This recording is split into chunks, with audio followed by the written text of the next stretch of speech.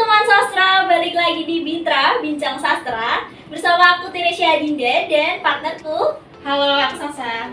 Nah, kali ini episode Bitra kali ini kita kedatangan tamu spesial nih. Tamunya tuh ganteng gitu teman sastra. Nah, dia ini penulis novel dari Semarang yang udah cukup terkenal ya saya. Nah, penasaran kan? Kamu bisa nebak nggak siapa orangnya gitu? Bisa dong, kan di sebelah aku. Oh iya. Langsung aja kali ya. Langsung aja kali bisa kenalin diri ya. Halo Mas Sahid, gimana nih kabarnya? Baik. Baik. Aman. Aman ya. Sehat-sehat ya. Nah, di sini gimana tuh? Mungkin Sasa mau tanya-tanya dulu sama Mas Sahid. Iya. Mas Ed ini kan aku sedikit tahu di blogspot dan juga di akun sosial medianya kan sering nulis tentang hal-hal di sastra itu kan ya. Betul. Nah, Mas Ed itu mulai kapan sih mulai terjun di dunia sastra ini, mulai menulis gitu?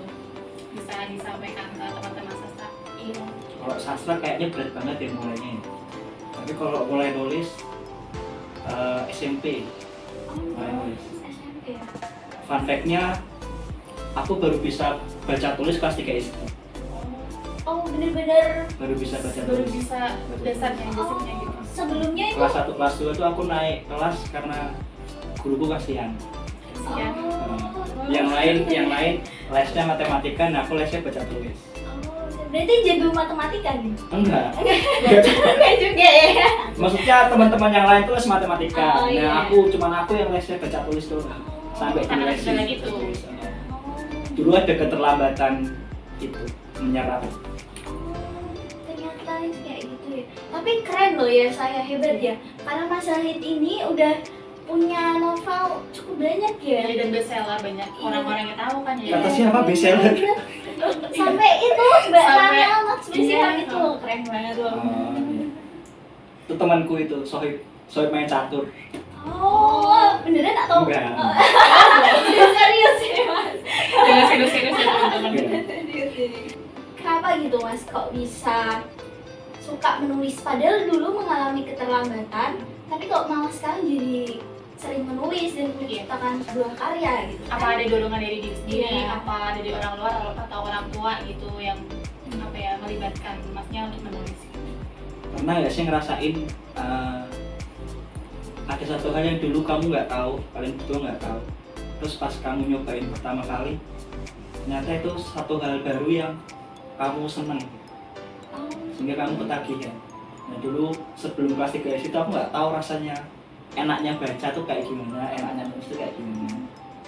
Terus akhirnya pas pertama kali bisa dan tahu kayak ketagihan, jadi baca terus, jadi nulis terus. Dulu ya nulisnya ya kayak diary biasa, bacanya juga majalah buku, iya. baca komposisi di Milo gitu. Iya, nyebut merek Oh, gitu iya. ya. Sidento gitu. Jadi endorse padahal. Ganti sponsor ya.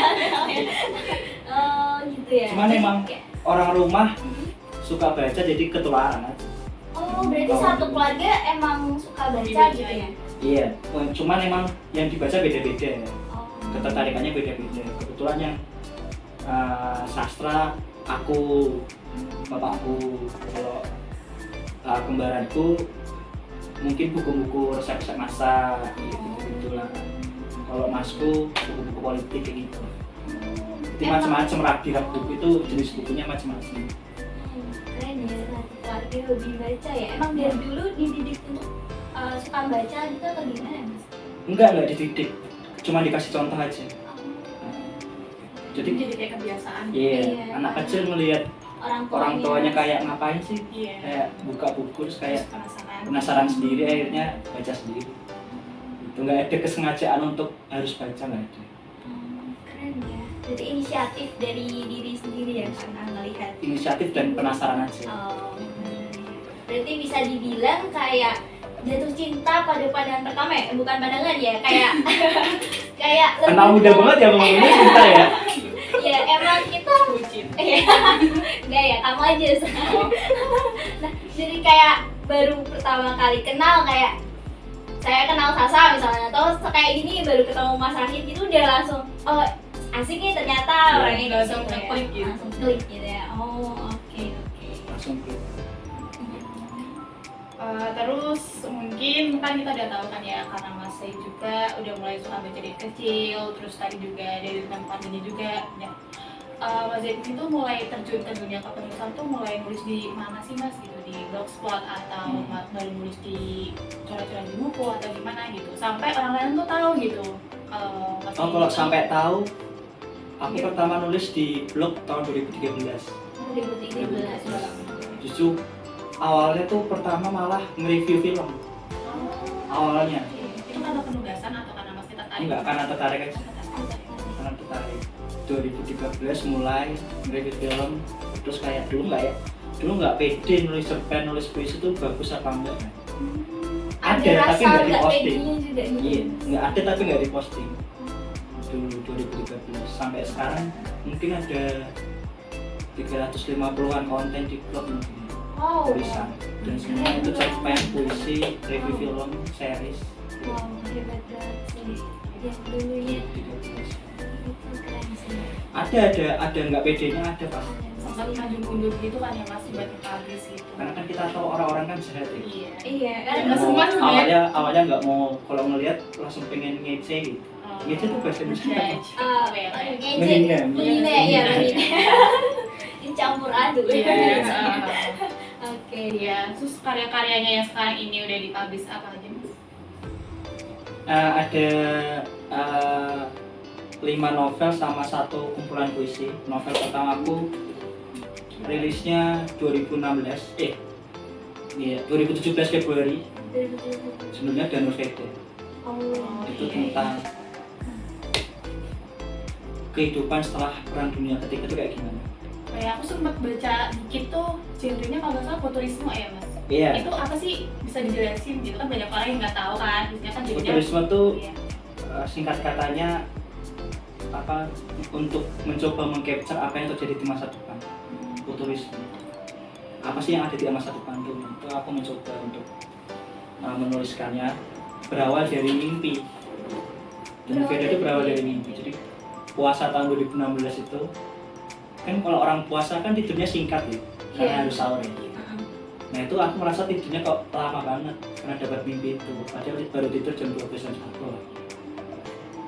Terus baru setelah itu 1 bulan kemudian ditulis. Novel pertama aku tulis 6 bulan ada. Novel paling lama yang aku tulis. Novel paling lama Yang ada aku novel tulis. pertama. Dan novel Iya, pertama. dan Dan itu dulu nggak tahu apa tips nulis tuh kayak gimana. Jadi dulu nulisnya 1 hari 1 halaman doang. Dulu. Jadi selama 6 bulan nulis 1 hari 1 halaman.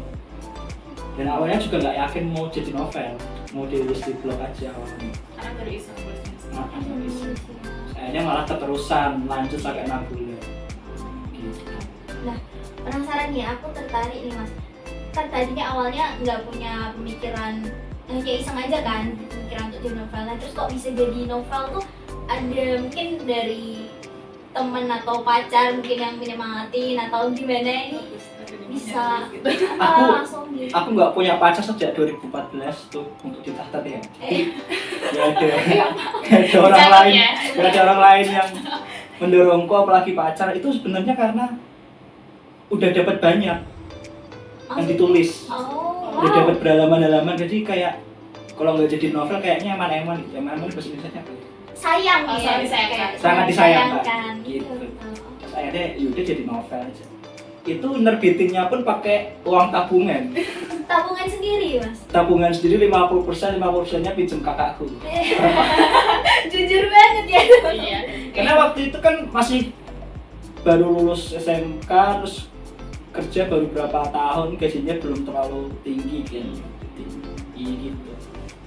Akhirnya Dari diri sendiri ya, Dari usaha sendiri. sendiri, dari mulai bikin Dari nol, nyampe iya. enaknya nulis itu di Danur Veda karakter utama perempuannya itu orang yang aku suka.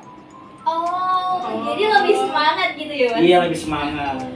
Cuman uniknya dari semua 5 novelku itu karakter utama perempuannya orang yang aku suka dan nggak kesampaian pasti Sampai sekarang? sampai sekarang. Oh, berarti itu ada di dunia nyata gitu ya Mas? Tapi namanya disamarkan. Enggak, namanya nggak sama. Oh, tetap Oh, itu. Mas. Aku nggak pernah pusing untuk menentukan nama karakter Oh. karena aku punya banyak temen, punya banyak kenalan yang bisa dipakai.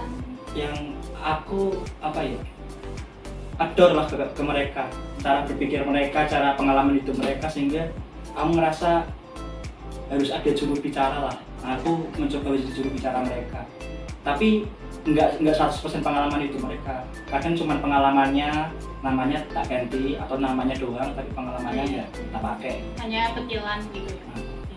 Rata-rata gitu. Rata-rata teman-temanku semua itu namanya kebanyakan. Berarti dari di sekeliling ya, jadi Karena menurutku nama karakter tidak seharusnya lebih besar dari apa yang ingin kita sampaikan. Jadi ya udah, namanya sekitar-sekitar aja. Nanti mungkin kalau novelku ada lagi namamu mungkin masuk nanti. Tapi itu spesial banget. Rasa Aku terbaru. pernah penasaran kalau misalkan pakai nama di orang lain tuh harus izin. Karena kan ada yang kayak nggak setuju karena privasi gitu kan, Mas. Itu gimana? Itu macam-macam sih, tiap penulis beda. Kalau aku menurutku kalau cuma nama doang sebenarnya nggak perlu izin. Nama doang ya. Kalau nama plus pengalaman dia, kamu harus izin sih. Kecuali kalau kamu cuma nyeritain pengalaman dia tanpa nyebut nama dia juga sebenarnya nggak apa-apa. Nah, dari semua karya tadi 5 novel di satu kumpulan puisi ya Mas. Nah itu ada nggak sih Mas yang pasti punya kan yang karya paling berkesan gitu, jadi belibet gitu. Paling berkesan. Iya. Paling berkesan. Mungkin dari penulis saya novel lama, keempat, atau Di Mana novel Badai keempat. Sembunyi. Kenapa tuh Mas kok bisa berkesan? Karena sebelum Di Mana Badai Sembunyi ditulis, aku ketemu satu pembacaku yang akhirnya kami jatuh cinta. Cuman nggak berjalan dengan baik gitu. Nggak sampai pacaran ya, karena sama-sama impulsif lah, masih muda gitu ya. Dia cewek yang bikin aku berhenti nulis selama setahun, sama sekali nggak nulis setahun. Sama sekali, walaupun Sama sekali nggak di nulis. blog itu Enggak, di blog pun nggak nulis. Itu bisa jadi kebodohan terbesar dalam hidupku, ngelepasin dia sih. Ini jadi topiknya. Iya, karena Satu judulnya pengalaman pun, hidupnya judulnya ya. Di Mana Badai Sembunyi pun ditemukan juga terinspirasi dari dia. Di Mana Badai Sembunyi itu maksudnya kita kan punya keresahan di dalam diri kita ya. Iya. Betul kan? Itu aku gambarkan sebagai badai di dalam diri. Badai di dalam diri kita tuh apa sih? Setiap orang kan punya mas. Ada yang insecure, ada yang cemas, ada yang apa. Nah, 1 tahun kemudian baru itu dirilis, mulai ditulis Di Mana Badai Sembunyi. Terus aku mau nanya nih Mas, kalau misalkan di hasil-hasil kayak dari Masnya itu tuh rata-rata gunain bahasanya tuh yang kayak gimana sih gitu. Terus buat sasarannya juga terutama buat remaja atau kalangan umum kayak gitu. Bahasanya bahasa Indonesia yang baik dan benar tentunya pasti. Iya, maksudnya Karena banyak penulis pemula yang menyebut dirinya penulis, tapi mereka nggak mempelajari diksi dengan benar ya, Iya. bahasa dengan benar. Ya nggak apa-apa sih sebenarnya untuk mulai dari awal, untuk mulai nulis aja. Cuman kalau tetap nggak dipelajari itu kayaknya kurang aja. Karena aku pernah bilang kalau penulis yang nggak suka baca itu lebih bahaya dari perang dunia. Betul kan? Satu penulis menuliskan sesuatu yang salah aja bisa diikutin banyak orang. Iya. karena kan sebenarnya kan juga harus banyak baca kan ya Mas, Iya, banyak banyak referensi, baca, kosakatanya banyak nambah riset, iya gitu. benar, gitu. Nah itu yang sekarang ditemukan, orang menyebut dirinya penulis tapi nggak mempelajari bahasanya dengan baik gitu. Kalau target aku nggak pernah menargetkan pembacaku sih. Cuman kalau setelah selama 6 tahun ini kebanyakan emang cewek. Kebanyakan cewek. Cowok juga ada, cuman nggak sebanyak cewek. Iya. Gitu. Nah, yang tadi itu Di Mana Badai Sembunyi, aku pernah denger nih Mas, ada itunya ya, podcast juga ya Mas? Ada. Yes, nah, Akhirnya di podcast. dari novelnya tadi itu ya? Diambil dari novelnya itu, ya ngajak teman-temanku ngomongin itu tadi, badai di dalam diri mereka masing-masing. Cuma ngomongin isinya ya kayak ngobrol, ada Bincang. audio story, ada audio poems gitu. ada bacain puisinya orang lain, ceritanya orang lain.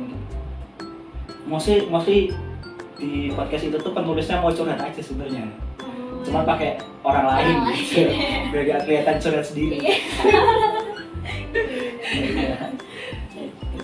Berarti kayak dari novel nulis itu kan masuknya ke sastra ya Mas ya, masuk ke sastra ternyata bisa juga ya jadi ke podcast, terus karena seiring berkembangnya zaman jadi ke podcast, terus ke juga ke Wattpad kayak blogspot yang kayak gitu, tetap ngikutin ya Mas ya alurnya perkembangan zamannya.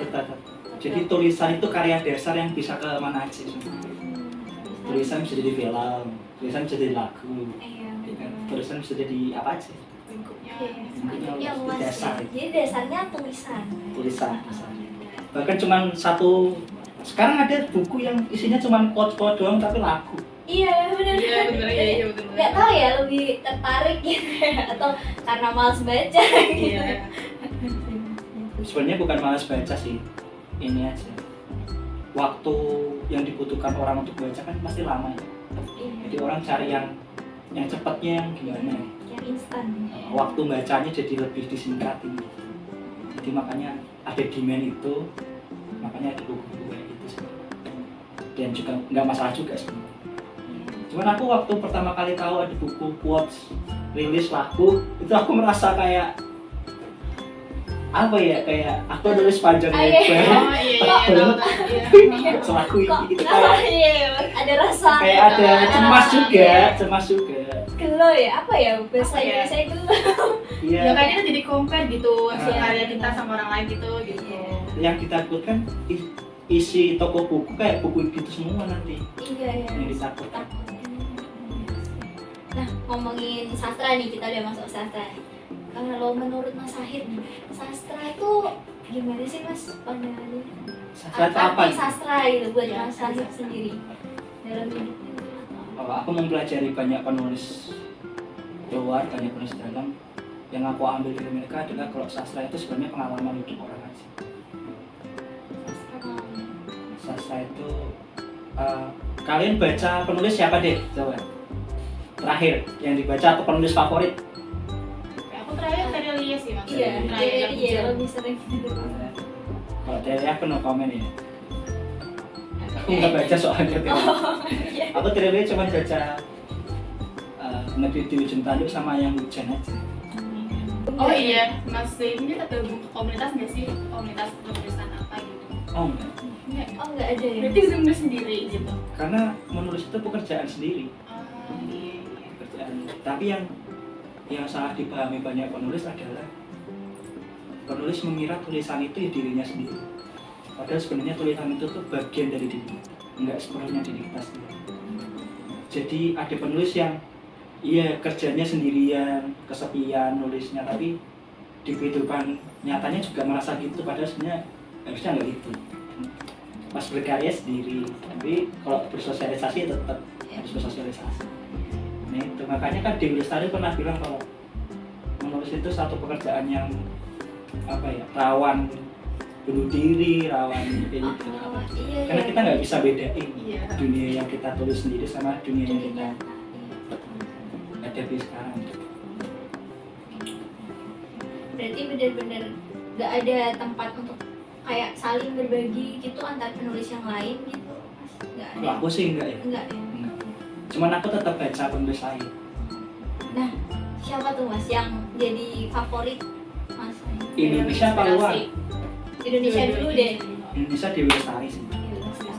Ya, aku pertama baca Dewi Lestari yang Supernova yang buku pertama.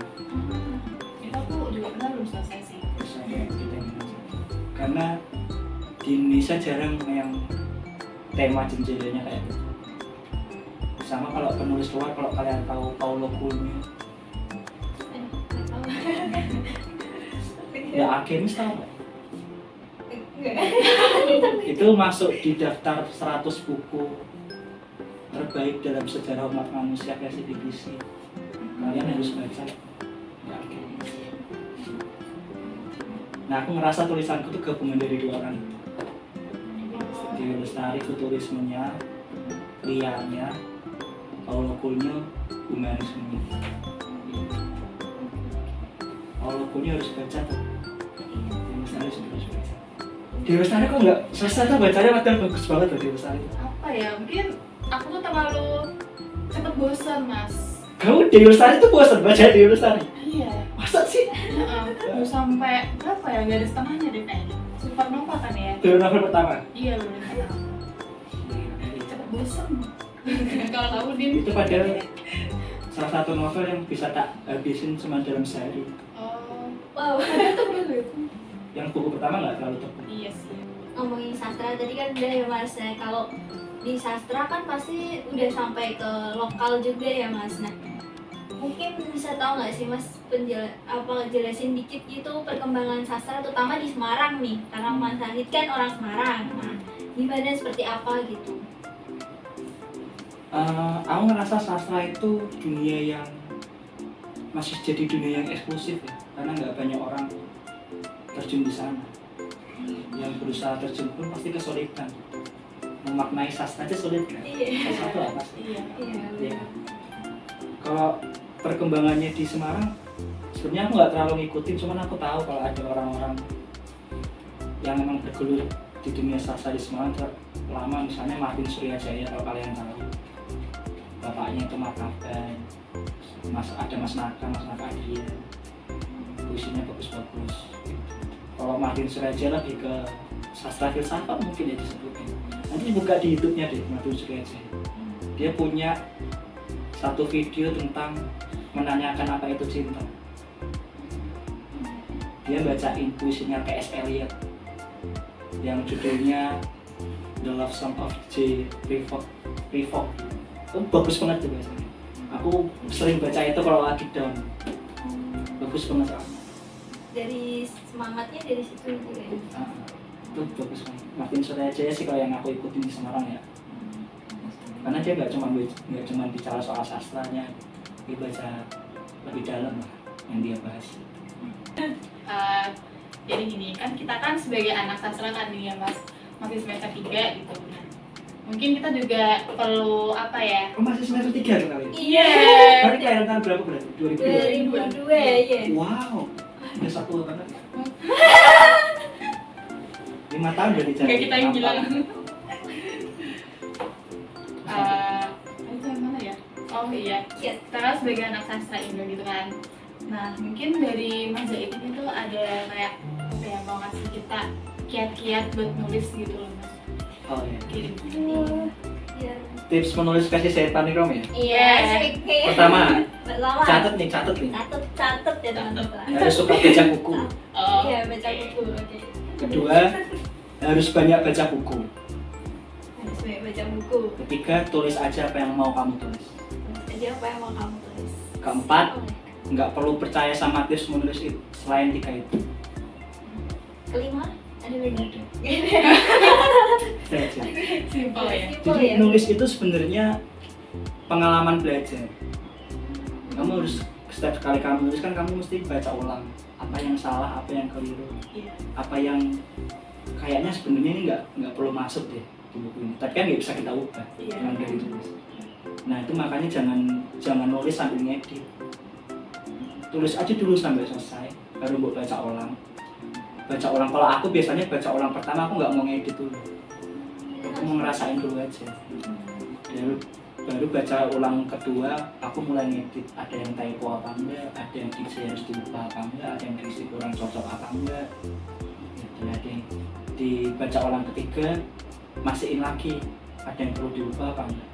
Nah kalau aku udah baca ulang keempat, aku nggak boleh ngubah apa-apa. Udah itu asli itu, nggak perlu diubah karena itu perjalanan kamu, itu pengalaman kamu. Kalau kamu mau ngubah ya kamu harus nulis lagi, harus nulis yang lebih baik. Kalau aku baca novel pertamaku sekarang, mungkin aku ngata-ngatain diriku sendiri mungkin. Jelek banget. Tertawa ya, kok dulu bisa kayak gini gitu ya. Itu berantakan banget itu diksinya. Karena masih awal Iya, kan. aku nggak mikirin yang lain, yang penting nulis aja. Iya, ngalir aja gitu. Iya. Berarti nggak ada tips yang pakem gitu ya, yang Nggak ada tips nulis, nggak pakem. Yang penting harus suka baca buku dan harus banyak baca buku. Sama ya udah tulis aja apa yang mau kamu tulis. Berarti apa yang kita tulis tuh harus kita juga suka sama tulisan kita gitu ya Mas? Iya. Iya. Paling tidak kamu tahu. Iya. Karena bagian paling sulit dari menulis tuh bukan pas nulisnya, Iya. Tapi risetnya. Iya.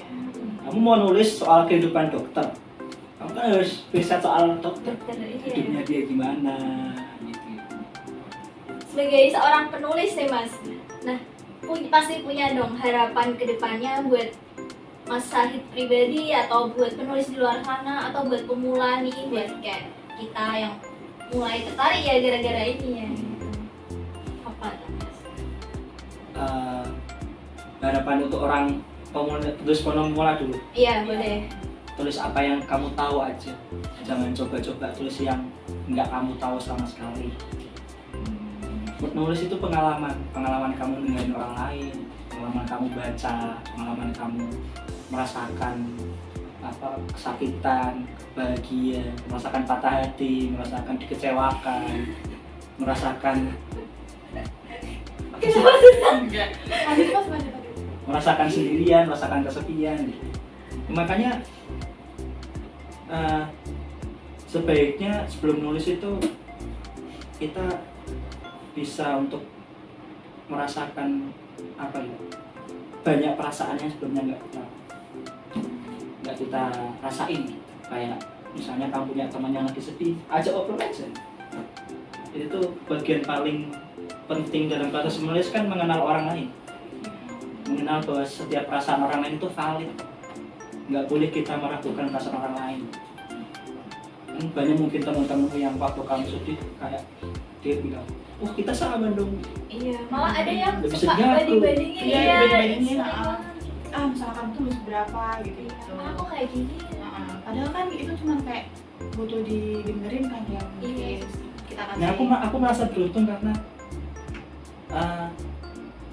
nggak tahu ya, mungkin tugasku di dunia dengerin orang lain ya gitu. Tiba-tiba ada aja yang ngechat cerita, meskipun ngechatnya pas lagi galau doang gitu. Dulu aku nggak merasa terima kalau kamu ngechat pas lagi sedih doang, tapi sekarang aku mulai sadar kalau oh ya udah ini tuh tugasku di dunia kayak gitu. Dan ada untungnya juga buat aku, jadi lebih sensitif, jadi lebih peka. Nah, berarti terus nih kalau untuk penulis di luar sana apa harapannya, Mas? Itu tadi sih, kalau udah suka baca, orang kalau suka baca itu pasti tahu deh diksi yang benar tuh yang gimana, terus yang tepat itu yang gimana, yang benar itu mengubah atau merubah itu pasti tahu. Dipisah sama disambung tuh bedanya apa, pasti tahu. Nah, karena penulis itu pekerjaan yang sangat rentan. Kamu ada penulis, kamu bisa nulis bikin orang bunuh diri, ada. Bisa tulisanmu dibikin orang bisa jadi semangat, bisa. Nah, kamu mau jadi yang kayak gimana? Itu pengalaman. Cari pengalaman sebanyak mungkin. Kayak itu pengalaman merasai, pengalaman mengerin, pengalaman sakit. Jadi kalau kamu mungkin nanti patah hati, nggak perlu terlalu kecewa. Justru malah itu jadi itu ngebentuk bisa kita. karya ya. Berarti bener ya, ada pepatah bilang pengalaman adalah pelajaran yang paling berharga. Benar. Bener banget ya ternyata ya. Karena kenapa jadi itu benar? Kenapa?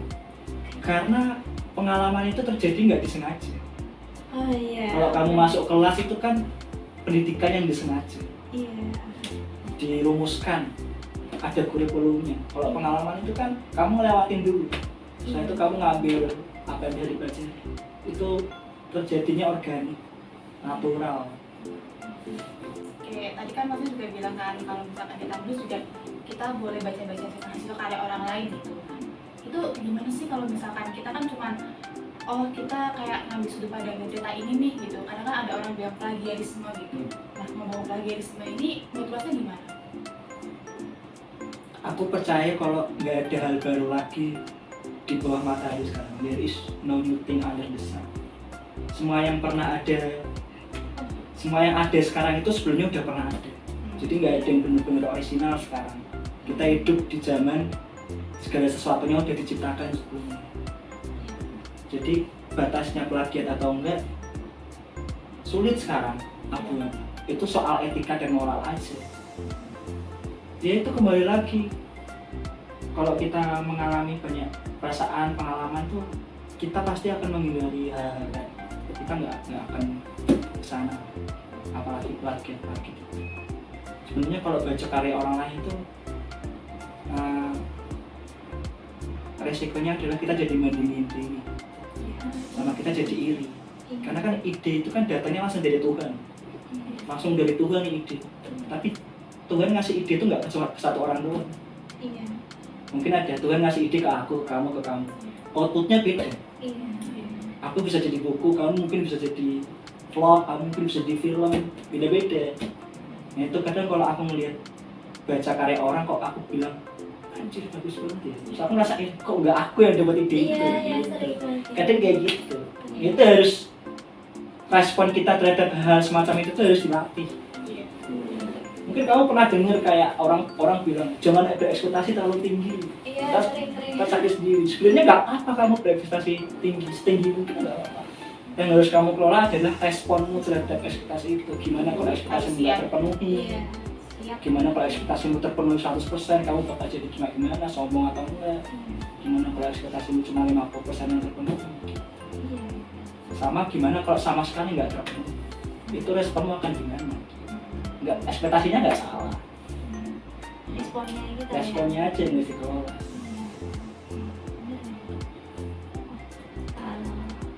Jadi respon ini juga kan berkaitan sama output alias karya dia sendiri ya Mas. Balik lagi gitu kan, kayak tadi kan kita harus berekspektasi tinggi gak apa-apa gitu kan, tapi harus siap dulu responnya gimana. Kalau misalnya ya kayak karya dari seseorang itu atau dari mungkin ini Masnya tuh gak sesuai sama ekspektasi gitu, kayak gimana? Apa hal yang bakal dilakuin Masnya itu? Apakah kedepannya bakal Karya aku nggak sesuai ekspektasi sama orang lain gitu. Iya. Nggak Mungkin masalah. ratingnya Nggak masalah. nggak masalah. Kamu bahagia apa enggak? Kamu nulis. Yang penting kan Balik lagi ke diri kita. Kecuali kalau kamu emang nyari uang ya. Aku nulis bukan untuk nyari uang, nyari bahagia aja. Karena aku merasa nggak ada orang lain yang bisa bikin aku bahagia gitu. Asik. Jadi udah nulis aja. Yang dari nulis aku dapat DM dari orang-orang kalau hidupnya berubah setelah baca ini, kayak jadi lebih semangat. Itu kadang hal yang ternyata aku bisa ngelakuin hal kayak gini. Ada yang dari hampir mau bunuh diri sampai nggak jadi, akhirnya temenan sama aku kayak gitu. Itu kekuatan dari tulisan, kekuatan dari karya orang tuh Bisa berdampak banget. bisa sangat berdampak. Itu sebelumnya nggak aku tahu kalau karyaku tuh bisa berdampak banget ke orang lain. Aku nggak tahu itu, nggak expect itu. Jadi orang lain dapat feel-nya itu ya sama. Sebagian besar pembaca aku kenal, aku tahu, ngobrol juga. Berarti Kamu deket sama ya pembaca? sama Iya. Wow. Jarang soalnya ya penulis Iya, yang karena kadang kalau udah nulis ya udah ya ya fokus mungkin ke tulisan itu gitu. iya mungkin karena fokus cari uang ya Iya. mungkin. Aku percaya kalau karya itu seharusnya nggak eksklusif. Karya itu seharusnya bisa dinikmati semua orang, dari lintas ekonomi, dari strata sosial apapun. Ya. Kebanyakan yang terjadi sekarang adalah orangnya merasa eksklusif. Pernah nggak kamu ketemu temanmu mungkin, kamu dengerin satu lagu ini, terus temanmu bilang, aku nggak dengerin itu, terlalu mainstream. Jadi kan dia ngerasa kayak dia pengen ada satu lagu yang cuma dia aja yang tahu. Iya. Itu rasa eksklusif tuh kayak gitu. Iya. Padahal ya penyanyinya juga cari uang kan. Iya. Kalau yang dengerin cuma dia dapat uang dari mana? Iya. Itu logikanya tuh kayak gitu. Nah, aku tuh logika main. aku agak gimana sama orang yang gitu. Kayak termasuk orang yang sombong udah nonton film lain yang orang lain belum nonton. Ada spoiler gitu kan ya. Buat apa gitu menyombongkan film, udah nonton film atau nonton aku yang orang lain belum tuh buat apa gitu. Pada ujungnya juga ntar sama. Itu perasaan-perasaan eksklusif itu yang aku belajar untuk harus dihindari, harus inklusif. Terakhir nih ya Sa kayaknya ya. Tadi terakhir. Iya. Habis ini terakhir. Tiba-tiba kan ide tadi Mas. Ya, ini kesan-pesan apa sih dari Mas Sahid tentang tulisan atau tentang menulis atau tentang sastra gitu? kesannya nih. Kesannya Iya, kesan dulu deh. Semacam closing statement. berat banget ya. Biasanya. Aku ngerasa hidupku berubah karena aku baca buku dan aku nulis. Sama dengerin orang. Novelku yang keempat sama kelima di mana tadi sini sama lama-lama kita sama itu pure dari dengerin orang. Aku nggak apa ya, nggak nulis sendiri itu sebenarnya. Nggak mengada buat cerita sendiri. Itu sebenarnya di mana Gadis Sunyi itu ceritanya tentang perselingkuhan. Aduh. Waktu itu udah selesai Maret lah, tapi aku merasa Tahun berapa ini? 2019 Oh, kayak nggak real. Kayak nggak real. Aku udah selesai tapi kayak baca ulang kok nggak real ya. Terus aku kayak berdoa sama Tuhan, semoga aku dapat pengalaman diselingkuhin lagi. Malah berdoa gitu ya. Ada lagi. Terus dikasih 2 bulan kemudian. Bener. Aku ternyata jadi selingkuhan orang. Deket sama orang 1 bulan. Terus tiba-tiba dia tanya, menurutmu aku udah punya pacar apa enggak? Kan aku nggak mungkin jawab nggak punya dong. Iya. Ternyata dia punya pacar. Nah itu aku ngerasa, oh ini doaku dikabulin. Terus aku mau Seneng ya malah. aku malah seneng. Aneh kan? Malah seneng ya, aneh. Nanti bensin. Itu aku ngerubah semua. Jadi pas baca ulang lagi, oh ini baru nyata. Karena aku ngerasain diselingkuhin dan jadi selingkuhan orang, aku ngerasain. Jadi lebih dapet feel-nya ya. Jadi tidurnya. Dan uniknya sekarang kita temenan mal. Sampai sekarang akrab ya. Sama yang jadiin aku selingkuhan tuh akrab sekarang. Oh, Gila ya? keren ya. Patut Nah, ditiru. yang novel lama-lama kita sama itu cerita teman-temanku yang mengalami pelecehan seksual. Oh, ini adu sama gender dalam sastra juga mungkin? Iya. Oh, iya. Boleh diceritain gitu mas? Ciri khas novel aku adalah karakter perempuannya selalu di atas laki-laki. Justru yang mendominasi gitu? Yang mendominasi justru karakter perempuannya. Mungkin kamu sering dengar, sering baca atau sering nonton film yang kayaknya karakter perempuannya didiskriminasi gitu. Iya, iya. Nah aku tuh mencoba untuk menghadirkan gimana kalau karakter perempuannya dalam satu cerita itu yang paling kuat gitu. Nah novelku yang terbaru ini spoiler ya. Ini belum keluar? Belum keluar. Wow, Wow. keren ya, cuma di Bitra, Iya ini sih, pertama kali, eksklusif. Itu tentang perjalanan waktu. Yang selamat cuma perempuan-perempuan, yang lakinya mati semua. Oh, Sama kayak di lama-lama kita sama. Aku pengen kayak ngasih tahu gimana sih perasaan orang yang pernah mengalami itu pelecehan seksual. Dan nggak didramatisir, nggak ditambah-tambah. Itu pure semua. itu dari kejadian. Jadi ada pembacaku Oh. yang cerita ke aku kalau di usia 16 tahun dia diperkosa. Usia 16 tahun dia diperkosa 3 orang. Pasti dia mengalami trauma. Masuk mengalami trauma dan hamil di luar nikah ya. Itu salah satu. Itu yang aku kalau itu aku minta sih. Aku ceritain gitu. Jadi kenapa judulnya lama-lama kita sama-sama pernah lama? Ya itu. Kayaknya struggle kita tuh sebenarnya sama aja gitu.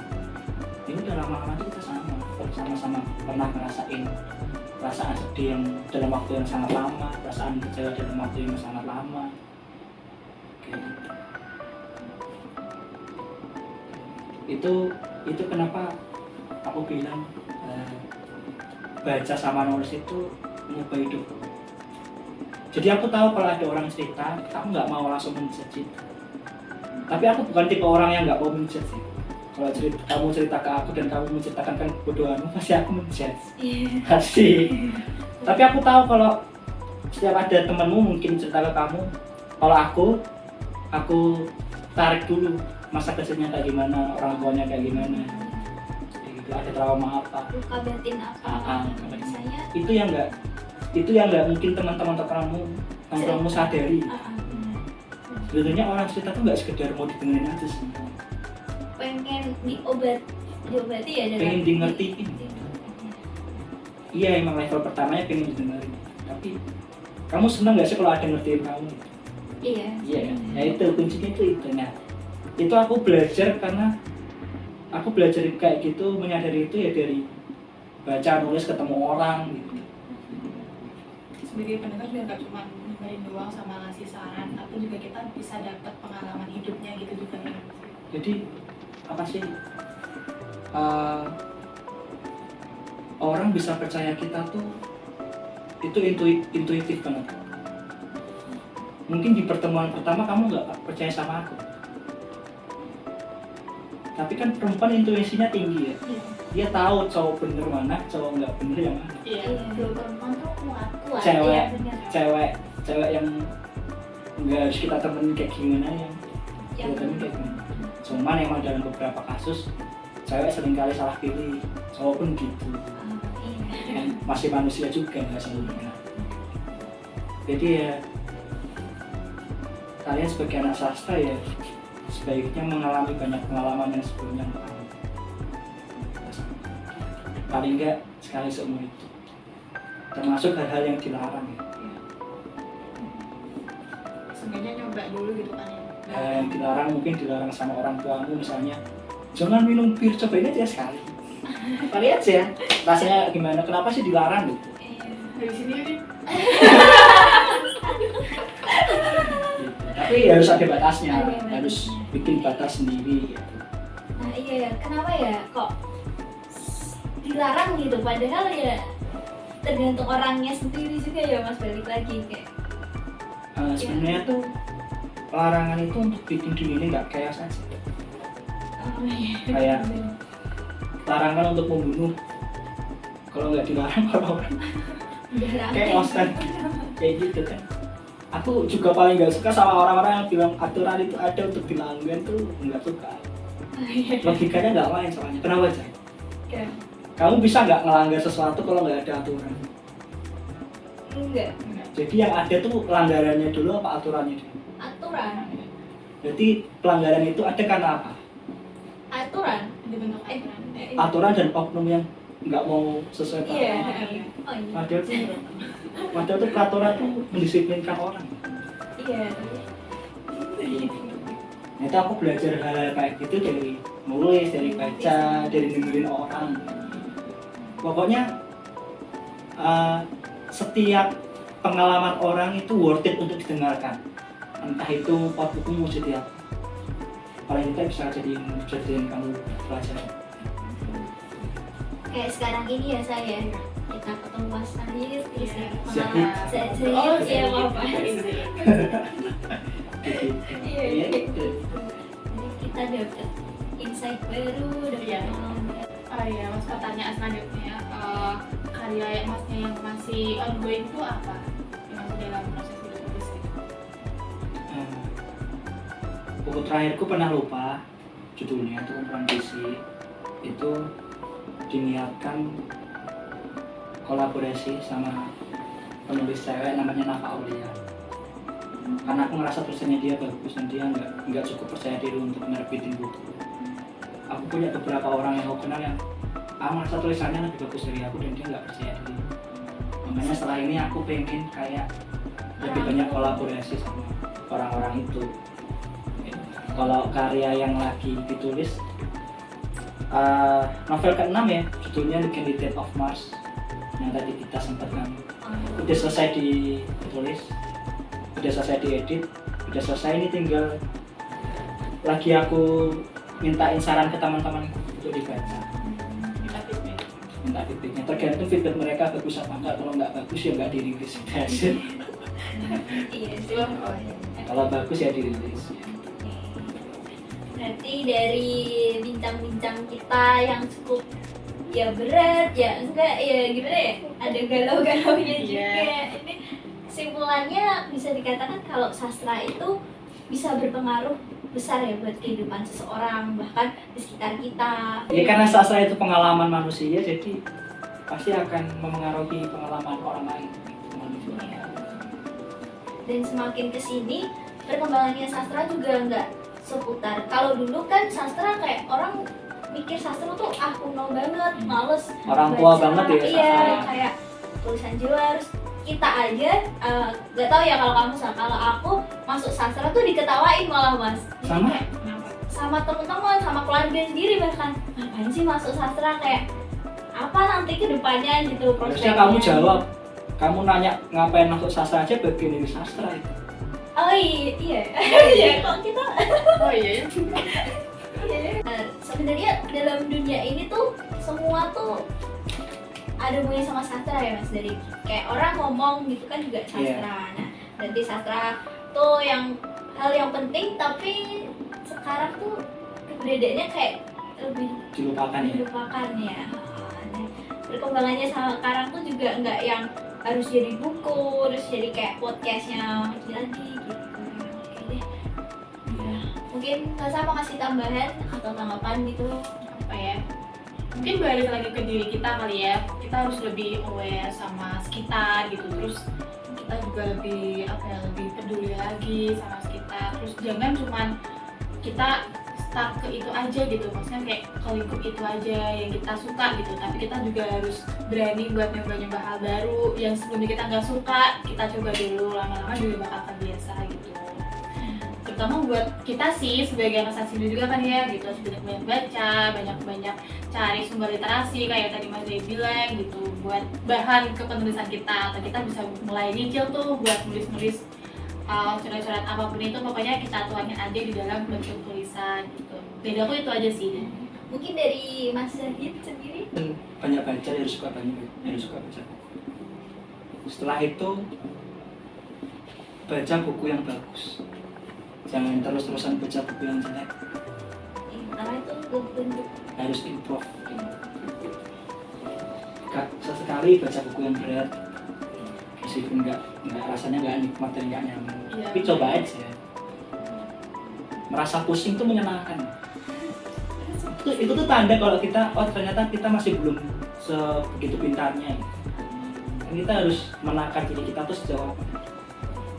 Aku sering gitu, ada buku nih kayaknya berat, aku iseng baca 1-2 halaman udah pusing kan, tapi itu masih kepo aja, meskipun sebenarnya aku nggak paham itu, tetap aku baca gitu. Mungkin ada diksi yang baru aku tahu, baru aku temuin. Jadi kalau ada hal-hal yang nggak sebelumnya nggak aku tahu, mesti aku searching dulu nanti. Oh ini ada kata-kata ini, aku searching artinya apa gitu. Makasih Mas Zahid Sama-sama. udah mau Sama-sama. ngobrol bareng kita, bercerita banyak deh. Banyak banget deh, dapat pelajaran banyak ya kita ya. Terima kasih juga buat teman sastra yang udah dengerin kita, dan mohon maaf bila kami ada salah, dan sampai jumpa. Salam sastra.